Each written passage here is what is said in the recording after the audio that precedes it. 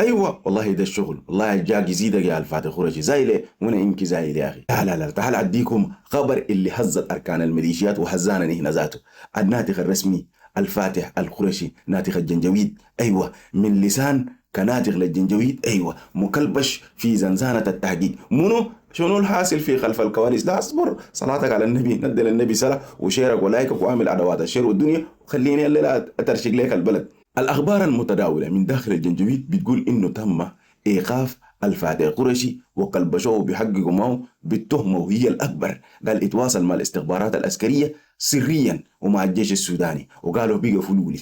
نعم الرجل اللي كان بيمثل واجهتهم الإعلامية والليلة بيتهم اليوم بفتح خطوط مع العدو على حسب وصفهم.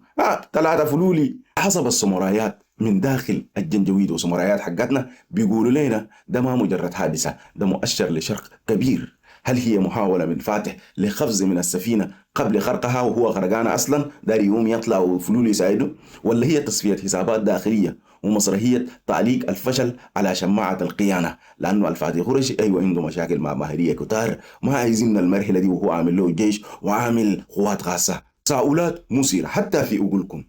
لو ثبتت التهمة في الفاتح القرشي فده معناها انه الاختراق بتاع الجيش وصل لحد النقاة داخل ميليشيات الدعم السري، وصل لأعلى مستويات في دوائر القرار الإعلامي للميليشيات. معناها أي معلومة من الجيش يقولها قرشي كفيلة إنه بيقلب الطاولة في الميدان أبو الزفت ذاته. الحقيقة دائما بتظهر في وقت الزمن بدل الضايع.